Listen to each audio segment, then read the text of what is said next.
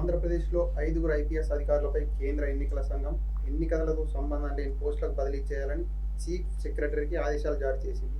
దీనికి కారణం ఏమై ఉండొచ్చు? ఒకటి మనం చూస్తే అండి క్లారిటీగా ఇది తొలిసారి కాదు. జగన్మోహన్ రెడ్డి గారు ఒకప్పుడు ఎన్నికల దీంట్లోకి వచ్చినప్పటి నుంచి గతంలో అనేక ఎన్నికల్లో చూసాం.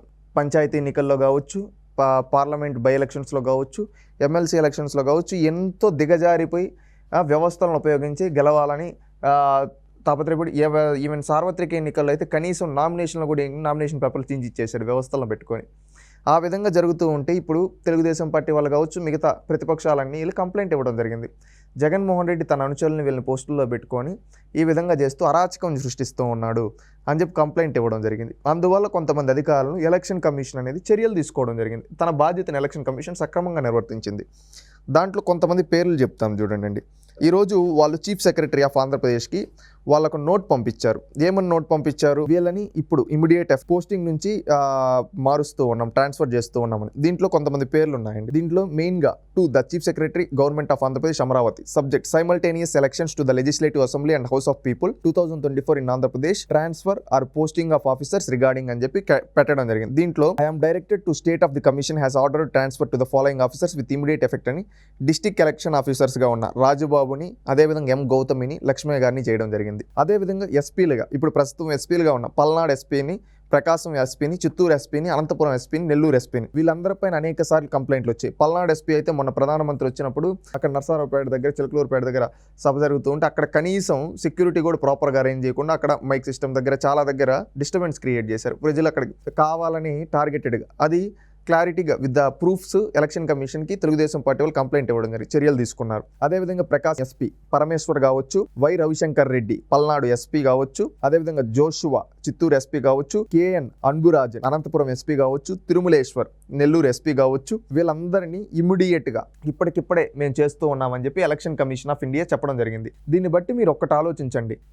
పర్టికులర్గా పలనాడు, ప్రకాశం, అదేవిధంగా చిత్తూరు, నెల్లూరు, అనంతపురం ఎస్పీలను సస్పెండ్ చేశారు. అంటే వీళ్ళంతా గతంలో జగన్మోహన్ రెడ్డి గారికి అనేక విధాలుగా సహకరించారని ఆరోపణలు ఉన్నాయి, డైరెక్ట్గా కావచ్చు, ఇండైరెక్ట్గా కావచ్చు. అందుకని election commission's with the proof Telugu Desam party complaint ఇవ్వడం జరిగింది. తక్షణమే చర్యలు తీసుకుంది ఎలక్షన్ కమిషన్. ఒక 2 రోజులు అటు ఇటు అయినా చర్యలు తీసుకుంది. ఇదే కాకుండా ఆంధ్రప్రదేశ్ రాష్ట్రంలోని 26 జిల్లాలలో అనేక దగ్గరలో కలెక్టర్లు, ఎస్పీలు తప్పు ద్రోవలో వెళ్తూ ఉన్నారని చెప్పి ఆధారాలు ఉన్నాయి. ఆ ఆధారాలను ఎలక్షన్ కమిషన్ ముందు సబ్మిట్ చేయడం జరిగింది ప్రతిపక్ష పార్టీలు.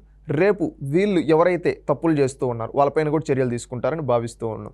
ఈరోజు సిఐలు కావచ్చు, ఎస్ఐలు కావచ్చు, కొంతమంది తొత్తులుగా వ్యవహరిస్తున్నారు. వాళ్ళందరిపైన రేపు భవిష్యత్తులో చర్యలు ఉంటాయి. ఇది జగన్మోహన్ రెడ్డి గారి కోలుకోలేని దెబ్బగా భావిస్తున్నాం. నెల్లూరు జిల్లా తెలుగుదేశం స్వీప్ చేయబోతుందని తెలిసి ఇలాంటి వాళ్ళని పెట్టాడు. ఇప్పుడు ఎలక్షన్ కమిషన్ ఎత్తేసింది అంటే రేపు అక్కడ వైఎస్ఆర్సీపీ ఖాళీ అయిపోబోతుంది. అదేవిధంగా ప్రకాశం, అదేవిధంగా పలనాడు, అనంతపురం, చిత్తూరు, ఇవన్నీ దాదాపుగా 5 పార్లమెంట్లు, 25 కాన్స్టిట్యున్సీలు. ఈ 25 కాన్స్టిట్యున్సీలో రేపు తెలుగుదేశం పార్టీ అఖండ విజయం సాధించబోతుందని భావిస్తూ ఉన్నాం. ఎందుకంటే ఈ తెలుగుదేశం విజయాన్ని అడ్డుకోవడానికి వీళ్ళ చేత కొన్ని కుట్రలు పన్నాడు జగన్మోహన్ రెడ్డి. అవి ఇప్పుడు ఎలక్షన్ కమిషన్ తిప్పికొట్టింది. ఎలక్షన్ కమిషన్ తిప్పికొట్టడంతో రేపు జగన్మోహన్ రెడ్డికి కోలుకోలేని దెబ్బ. అంటే ఆయనకే తెలియకుండా దాదాపుగా 35 అసెంబ్లీ స్థానాల్లో ఓడిపోబోతున్నాడు. ఈ ఎఫెక్ట్ వల్ల 35 స్థానాల్లో ఎఫెక్ట్ చూపిపోతుంది. రేపు 5 పార్లమెంట్లు. రేపు భవిష్యత్తులో ఇంకా జగన్మోహన్ రెడ్డి గారిని మానసికంగా కోలుకోలేని దెబ్బ కొట్టారు. ఎందుకంటే జగన్మోహన్ రెడ్డి ఎలక్షన్స్కి ముందుగా ఏమనుకో ఉన్నాడు, నేను అధికారులందరూ నా వాళ్ళని పెట్టుకో ఉన్నాను, ఇక్కడెక్కడ దీనివల్ల నేను ఏదో ఎన్నికలు లబ్ధి పొందేస్తాను. ఇప్పుడు అందరినీ ఎత్తేస్తూ ఉన్నారు. ఎలక్షన్ కమిషన్ చర్యలు తీసుకుంటూ ఉంది. ఇకనైనా కొంతమంది జగన్మోహన్ రెడ్డి గారికి తొత్తులుగా పనిచేసే వాళ్ళు మారి ఎలక్షన్ కమిషన్ ఇచ్చిన కోడ్ ఆఫ్ కండక్ట్ని ఫాలో అయితే బాగుంటుంది. ఎందుకంటే మీరు రూల్స్ ప్రకారం వెళ్ళండి, మిమ్మల్ని ఎవరు అడ్డు చెప్పరు. రూల్స్కి వ్యతిరేకంగా జగన్మోహన్ రెడ్డి మాకేదో ఇచ్చేస్తాడు, పొడి చేస్తాడని పోతే మీ జీవితాలు నాశనం అవుతాయి. ఇకనైనా ప్రతి ఒక్క అధికారులు మారాలి. కింది స్థాయి నుంచి ఉండేవాళ్ళు కూడా ఏమంటే వీళ్ళు తప్పులు చేస్తే మేమేం చేసినా అడగరేమనుకున్నారు.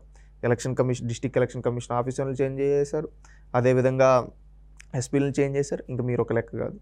రేపు భవిష్యత్తులో అనేక మంది అధికారుల పైన శ్రీకాకుళం నుంచి హిందూపురం వరకు అనేక మంది సంబంధించి ఎస్పీలు కావచ్చు, సిఐలు కావచ్చు, అదేవిధంగా సబ్ ఇన్స్పెక్టర్స్ కావచ్చు, ఎలక్షన్ ఆఫీసర్స్గా ఉండే వాళ్ళు కావచ్చు, ఎవరైతే తప్పుడు చర్యలకు పాల్గొంటున్నారో వాళ్ళందరిపైన చర్యలు ఉంటాయి. గతంలో తిరుపతి బై ఎలక్షన్స్ అప్పుడు గిరీష అనే ఒక వ్యక్తి ఫేక్ ఓటర్ ఐడి కార్డ్స్ తన ఐడి యూజ్ చేసి లాగిన్ చేశాడని తన కెరీర్ మొత్తం ఈరోజు పోయింది. అతన్ని సస్పెండ్ చేయడం జరిగింది. ఈ విధంగా చూస్తే ఈరోజు ఎవరైనా తప్పు చేసే అధికారులు ఇప్పటికైనా లొంగిపోయి ఆ తప్పును సరిదిద్దుకోండి, మీ కెరీర్ బాగుంటుంది. లేదంటే కెరీర్లో మీది ఒక మచ్చగా పడిపోతుంది. మీరు చేసే తప్పులు రేపు మీ కెరీర్లో మీకు గ్రోత్ లేకుండా ఉంటుంది. ఇప్పటికైనా మారాలని తెలియజేసుకుంటూ ఉన్నాం. ఇక మారి ఈ అధికారులందరూ ప్రాపర్గా ఇప్పుడు ఈ 5 మందిని చేశారు, ఇంకా ఎవరైనా గతంలో తప్పు చేస్తున్నా ఇప్పుడు సరిదిద్దుకొని క్షమాపణ చెప్పి కరెక్ట్గా నిష్పక్షపాతంగా పనిచేయండి. మీ జోలికి ఎవరు రారు. నిష్పక్షపాతంగా పని చేయకుండా మేమే నియంత్రం ఏదో చూసుకుంటే జగన్మోహన్ రెడ్డి రేపు కాలగర్భంలో కలిసిపోబోతున్నాడు.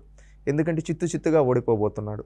అలాంటి ఓడిపోయే వ్యక్తికి మీరు సహకరించి మీరు చెడ్డ పేరు తెచ్చుకోవద్దండి.